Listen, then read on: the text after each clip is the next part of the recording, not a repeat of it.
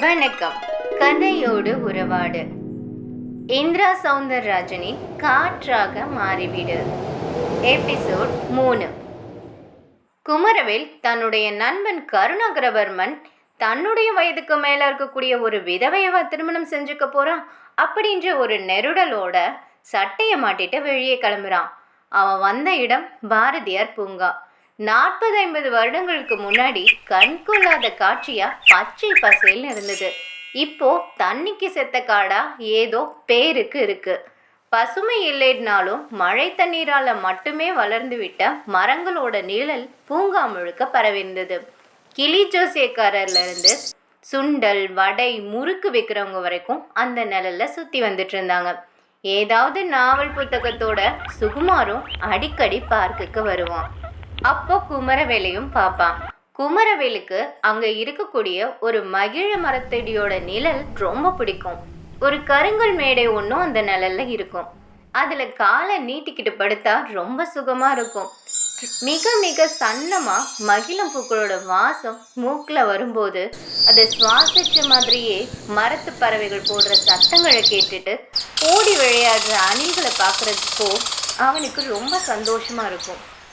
Cricket ஒரு பக்கம் ஏமாத்திருச்சு, இன்னொரு பக்கம் சிவசாமி வேற வந்து ஏதேதோ பற்ற வச்சுட்டு போயிட்டாரு. அந்த குடுகுடுப்பக்காரன் வேற இதுல. மொத்தத்துல இன்னைக்கு மனசு பூரா நிறைய சலனாலைகள். எல்லா நாளும் எல்லா பொழுதும் இப்படித்தான் இருக்குமா, இல்லை நம்ம மனசு தான் இதில் விழுந்து குழம்பி போகுதா? அவனுக்கு ஒன்றுமே புரியலை. யோசிச்சுக்கிட்டே அந்த கல்மேடை மேலே படுத்துக்கிட்டான். பக்கத்துலேயே கையில் ஒரு பெரிய புத்தகத்தோட சுகுமார் வந்து நிற்கிறான். என்ன குமரவேல், தீவிர யோசனையா? யாரு? சுகுமாரா? கேட்டபடி எந்திரிக்கிறான். பக்கத்தில் சுகுமாரும் உட்கார்றான். அவன் கையில் இருக்கிற புத்தகம் பழுப்பு நேரத்தில் ரொம்ப பழசா தெரிஞ்சிச்சு. என்ன புத்தகம் இது சுகுமார்? பிரசன்ன ஜாலம். சுகுமார் சொன்ன பதில் குமரவேலை சிரிக்க வச்சிருச்சு. பாகவதர் காலத்து புத்தகமா? தப்பு, அவர் தாத்தா காலத்தது. இன்னும் சொல்ல போனா அச்சு எந்திரம் கண்டுபிடிக்கப்பட்ட நிலையில அச்சடிக்கப்பட்ட முதல் 10 புத்தகங்கள்ல ஒன்றுன்னு நினைக்கிறேன். சுகுமார் சொல்ல குமரவேலோட கையில அந்த புத்தகம் எப்படி வந்துச்சு அப்படின்றத தெரிஞ்சுக்கணுன்ற ஒரு பரவசத்தோட சுகுமாரை நோக்கி நீளுது. சுகுமாரும் புத்தகத்தை கொடுக்குறான். பார்த்து பூவை தொடுற மாதிரி தொடு.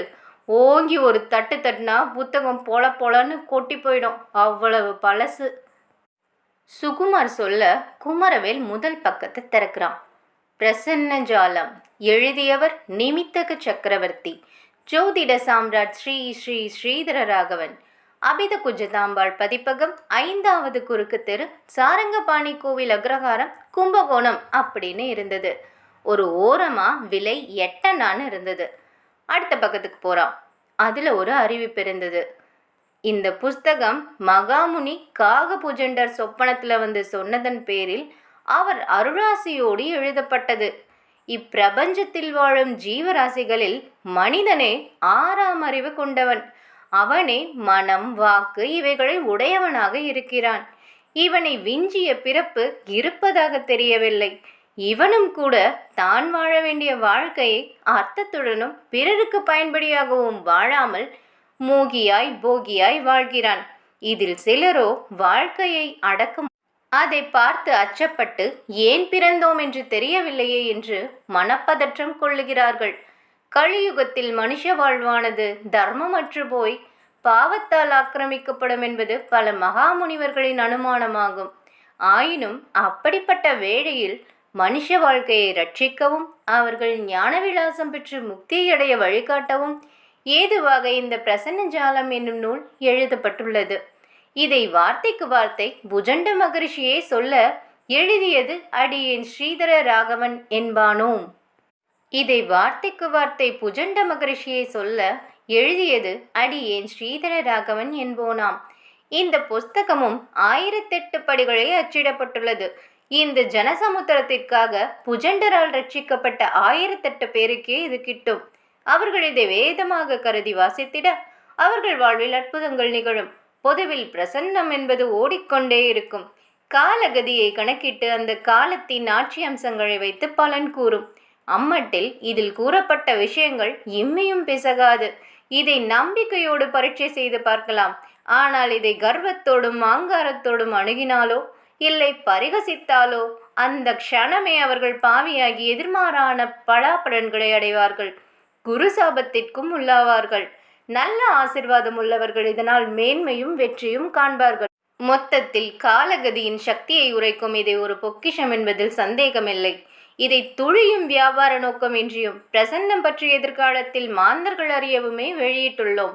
இந்த புஸ்தகத்தின் விலையான 8 இதற்கு காண காகிதத்திற்கும் அச்சுக்கூலிக்குமே அன்றி அடியேன் இதனால் அடைவது ஆத்ம லாபம் ஒன்றே. என்றும் வாழும் மகரிஷி காகபுஜண்டரின் திருவருளால் அனைவருக்கும் சேம லாபங்கள் ஏற்பட்டு சௌக்கியமாய் திகழ பிரார்த்திக்கிறேன். அங்கங்கே ஏதும் எழுத்துப்பிழை கருத்துப்பிழை இருப்பின் பொறுத்திருளவும். அன்பன் ஸ்ரீ ஸ்ரீ ஸ்ரீதர ராகவன். அறிவிப்பு அப்படின்னு சொல்லும்போது அது காகபுஜண்டர் காலத்துக்கிட்ட வந்தது அப்படின்றதுனால செந்தமில்ல சொல்லியாச்சு. இப்போ அடுத்த கதைக்குள்ளே போவோம். முதற்பக்க அறிவிப்பு செய்தியை வாசிச்சோன்னே குமரவேல் புருவத்தில் ஒரு விரிசல் விழுது. அதை சுகுமாரும் பார்க்குறான். என்ன குமரவேல், படிக்கவே கஷ்டமாக இருக்கா? அந்த காலத்து தமிழ் படிக்க ரொம்ப சுகமாக இருக்குது. என்னென்னவோ எழுதியிருக்காரு. ஆமாம், எங்கே கிடச்சிச்சு இந்த புத்தகம்? அதை ஏன் கேட்குற? நான் ஒரு பாலகுமார நாவலோடு தான் படிக்க வந்தேன். யாருன்னே தெரியல. ஒரு வயசானவர், பார்க்க பிச்சைக்கார மாதிரியே இருந்தார். வயசும் நிச்சயம் 90-95 இருக்கும். படிச்சுட்டு இருந்தேன். என்கிட்ட வந்து தம்பி பசிக்குது அப்படின்னாரு. நானும் பரிதாபப்பட்டு ₹1 கொடுத்தேன். காசு வேணாம், சாப்பாடு வாங்கி கொடு அப்படின்னாரு. இதனடா வில்லங்கமாக போச்சு அப்படின்னு தான் முதல்ல நினச்சேன். தம்பி, நான் எல்லார்கிட்டையும் போய் எதையும் கேட்க மாட்டேன், உன்கிட்ட தான் கேட்குறேன். உனக்கும் எனக்கும் ஒரு கணக்கு பாக்கி இருக்குது, அது இதுன்னு என்னென்னவோ சொன்னார். சரி, வயிற்று பசிக்கு தானே சோறு கேட்குறாரு, போகட்டும்னு நம்ம பார்க்குக்கு வெளியே இருக்கிற அண்ணம்மா கடையில் தயிர் சாதமும் புளி சாதமும் வாங்கி கொடுத்தேன். அதில் ஒரு கைப்பிடி சாதத்தை எடுத்து நீட்டி பிடிச்சிட்டு கண்ணை மூடிக்கிட்டு என்னமோ மந்திரம் மாதிரி சொன்னார். சொன்னால் நம்ப மாட்ட குமரவேல், ஒரு 100 காக்கா எங்கே தான் இருந்துச்சுன்னே தெரியாது. மலமலன்னு வந்து அவர் மேலேயே உட்காந்துக்குச்சு. கையில் பொட்டலத்தில் இருக்கிற புளி சாதமும் தயிர் சாதமும் அப்படியே மாயமாக மறையுது. காக்காங்க சும்மா கொத்தி கொத்தி விழுங்குதுங்க. என்னடா இது, நாம் இவர் பசிக்கு சோறு வாங்கி கொடுத்தா இவர் காக்காய்களுக்கு அந்த சோத்தை போடுறாரேன்னு ஒரு பக்கம் கோமாவும் வந்துச்சு. எல்லாரும் ஆச்சரியமாக பார்த்தோம். அப்புறம் சாப்பாடு தீரமும் இவர் என்னமோ சாப்பிட்டு முடிச்ச மாதிரி ஒரு ஏப்பம் விட்டார். நான் உடனே அவரை பார்த்து கோச்சு சத்தம் போட்டேன். என்ன பெரியவரே, கடத்தங்க எடுத்து வழி பிள்ளையாருக்கு உடச்ச கதையா? என்கிட்ட காசு வாங்கி நீங்கள் சாப்பிடாம காக்காய்களுக்கு போடுறீங்களே, நல்லா இல்லை பெரியவரே அப்படின்னு. அவரோ காக்காங்க சாப்பிட்டா நான் சாப்பிட்ட மாதிரின்னாரு. நான் முறைச்சேன். அப்போ தான் என் கையில் இருந்த புத்தகத்தை பார்த்து, புத்தகம் படிப்பீங்களோ அப்படின்னு கேட்டார். நான் பேச்சை மாற்றாதீங்க அப்படின்னு சொன்னேன். நான் எங்கே பேச்சை மாத்துறேன், கையில் இருக்கிற புத்தகத்தை பார்த்து தானே கேட்டேன் அப்படின்னாரு. அப்படியே அவர்கிட்ட ஒரு அழுக்கு ஜோல்னா பை இருந்துச்சு. அதில் கையை விட்டு இந்த புத்தகத்தை எடுத்தார். இந்தா, இதை பிடி, உனக்கு இனிமேல் யோக காலம்தான். நானும் புஸ்தகத்தை ஆவலாக புரட்டினேன். ரொம்ப இன்ட்ரெஸ்டாக இருந்துச்சு. நிமிர்ந்து பார்த்தா அந்த வயசானவரை காணோம். எங்கே போனாருன்னே தெரியல. சுகுமார் ஒரு நீண்ட சம்பவத்தை சொல்லி நிறுத்துகிறான். குமரவேலுக்கு அதை எப்படி எடுத்துக்கிறதுனே தெரியல. புத்தகத்தையே ஆச்சரியத்தோட பார்க்குறான். ஏதோ 1008 பேருக்கு தான் இந்த புத்தகம் கிடைக்கும், இதை வச்சுக்கிட்டு ஏகபோகமாக வாழலாங்கிற மாதிரி கதை விட்டுருக்காங்க. டெஸ்ட் பண்ணி பார்த்துக்கலான்னு ஒரு வரியும் இருக்குது, படிச்சல? சுகுமார் கேட்க குமரவேல் கொட்டுறான். நானும் சும்மா இல்லாமல் 10வது பக்கத்தை பார்த்து டெஸ்ட் பண்ணேன். எப்படின்னு கேட்குறியா? எப்படி? 10ஆம் பக்கம் போயேன். சுகுமார் சொல்ல குமரவேலும் 10ஆம் பக்கம் போகிறான். அதில் ஒரு வட்டச்சக்கரம். அதை 12ஆக பிரித்து ஒவ்வொரு பிரிவுக்கும் ஒவ்வொரு ராசியோட பேர் இருந்துச்சு. கண்ணை மூடிக்கிட்டு இதில் ஒரு கட்டத்தை தொடணும். அந்த கட்ட ராசி தான் இன்னைக்கு உன்னோட ராசி. அதுக்கான பலாப்பலனை 36ஆம் பக்கம் பார்க்கணும் அப்படின்னு ஒரு குறிப்பும் இருக்கும். நான் உடனே சோதிச்சு பார்க்கலான்னு அந்த பக்கத்தில் கண்ணை மூடிக்கிட்டு கையை வச்சேன். விருச்சிக ராசிக்குண்டான கட்டத்தில் என் விரல் நுனி இருந்துச்சு. உடனே 36ஆம் பக்கத்துக்கு ஓடினேன். அதில் விருச்சிகம் தொட்ட நீ விருத்திகள் அடைவாய், நேரிலேயே விருச்சகத்தேலை விரைந்தே காண்பாய், காண்பதே சான்றாம், நீ கடலதும் தாண்டியே கௌரவமாய் வாழ்வாய்னு இருந்துச்சு. ஒரு ஆச்சரியம். நான் உட்காந்துட்டு இருக்க இடத்துக்கு பக்கத்தில் ஒரு தேள். அடுத்த 5வது நிமிஷம் பார்த்தேன், அந்த குறிப்பில் இருக்கிற மாதிரியே தேலை பார்த்துட்டேன். அடுத்து கடல் தாண்டணும், சிங்கப்பூர் போக விசாவுக்கு அப்ளை பண்ணியிருக்கேன். கிடைச்சிட்டா அதுவும் நிஜமாயிடும். சுகுமார் சொன்னது குமரவேலை ஒரு பிடி பிடிச்சிச்சு. நெத்தியை சுருக்கிக்கிட்டு ஆழமாக ஒரு பார்வை பார்க்குறான். என்ன குமரவேல், எதுக்கு இப்படி பார்க்குற? பார்க்காம இந்த புத்தகத்தை நீ உடனே நம்பிட்ட போல இருக்கே. நடந்தது சொன்னேன், அவ்வளோதான். ஏன், அது தற்செயலான ஒரு விஷயமா இருக்கக்கூடாதா? இருக்கலாம், நானும் அதை மறுக்கல. என்னன்னு தெரியல, இன்னைக்கு என் காதில் விழுற விஷயங்கள் எல்லாமே கொஞ்சம் கூட அறிவுபூர்வமாக இல்லாமல் நம்ப முடியாத பேத்தலாகவே இருக்குது. புத்தகத்தை மூடியபடியே குமரவேல் மனம் விட்டான். அப்படி என்னப்பா காதில் விழுந்துச்சு, எதைன்னு சொல்ல. குடுகுடுப்பக்காரங்கிட்ட ஆரம்பித்து இப்போ இந்த புஸ்தகத்துக்கிட்ட வந்து நின்றுருக்கு. குமரவேலின் அழுப்பில் மூச்சுக்குள்ளே உஷ்ண காற்றே வர ஆரம்பிச்சிருச்சு. அப்போது ஒரு அரட்ராயர் போட்ட சிறுவன் அவங்க 2 பேரை நோக்கி வேகமாக வரான். சுகுமாருக்கு பக்கத்து வீட்டு பையன். சுகுமாரையும் குமரவேலுக்கும் பக்கத்தில் வந்தவன் நீளமாக ஒரு பெருமூச்சு விடுறான். என்னடா மணி, எங்கே இவ்வளோ தூரம்? உங்களுக்கு எனக்கு என்ன, ஒரு கொரியர் தபால் வந்திருந்துச்சு. சிங்கப்பூர் வேலைக்கு உடனே நீங்கள் புறப்பட்டு போகணுமா? உங்கள் அம்மா ஓடி போய் உங்களை கூட்டிகிட்டு வாங்கன்னு அனுப்பிவிட்டாங்க. அவனோட பதில்ல அப்படி ஒரு பரவசம் சுகுமார்கிட்ட. நிஜமாவா சொல்ற? ஆமாண்ணே, நீங்கள் 6 மணி ரயிலில் உடனே கிளம்பணுமா? நேரமே இல்லையா? உடனே வருவீங்களா? அடுத்த நொடியே உடம்பு பூரா சந்தோஷம். குமரவேல் பார்த்தியா, நான் எதிர்பார்த்துட்டே இருந்தேன். ஆனால் இவ்வளோ சீக்கிரமாக வரும்னு கனவுல கூட நினைக்கல. எனக்கு என்ன சொல்கிறதுன்னே தெரியலப்பா.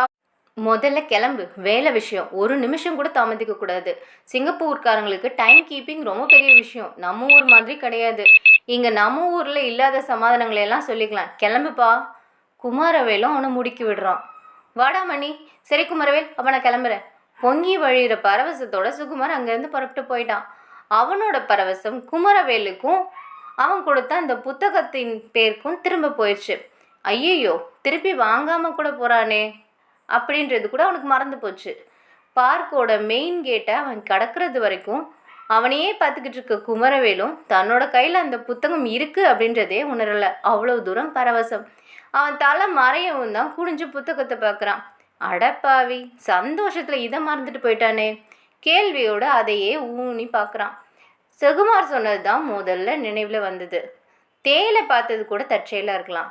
ஆனால் அந்த வரியில் இருக்க மாதிரி அடுத்து கடல் தாண்டுற வாய்ப்பும் வந்துருச்சே. எப்படி? முதல் தடவையாக ஆச்சரியம் குமரவேலை அதிகமாக புரட்டி போட்டுச்சு. ஒருவேளை இந்த புத்தகம் ஒரு அபூர்வமான ஒன்று தானோ? இதில் இருக்கிறவன் அந்த ஸ்ரீதர ராகவன் எழுதியிருக்கிறது மாதிரி சத்தியம்தானோ? மனசில் 1008 கேள்வி வருது. சரி, அவனை மாதிரியே நம்மளும் பரீட்சை செஞ்சு பார்த்தா தான் இப்போ என்ன? ஆசை துடுப்பு போட்டுச்சு. காசா பணமா பார்த்துடுவோமே. அந்த பிரசன்ன சக்கர பக்கத்தை திறக்கிறான். 12 கட்டங்களும் ராசிகளும் கண் சிமிட்டின மாதிரி இருக்குது. இது நாள் வர இந்த மாதிரியான விஷயங்களில் துளி கூட கவனமே செலுத்தினதில்லை. அந்த தயக்கம் அவனுக்குள்ள குமரவேல் நீயுமா அப்படின்னு ஒரு கேலியான குரல் கொடுத்து பார்த்துச்சு. கடைசியாக அடி மனசில் ஆசை தானே ஜெயிக்கும். அதே மாதிரியே ஜெயிச்சது. கண்ணை மூடினான். ஆள்காட்டி விரலால் வட்டத்தை தொடுறான். அதுக்கப்புறம் கண்ணை திறக்கிறான். என்னன்னு பார்த்தா முதல் ராசியான மேஷ ராசி கட்டத்தில் விரல் நுனி இருக்குது. அடுத்து 36வது பக்கத்துக்கு புரட்டி மேஷ ராசிக்கான பலனை பார்க்குறான்.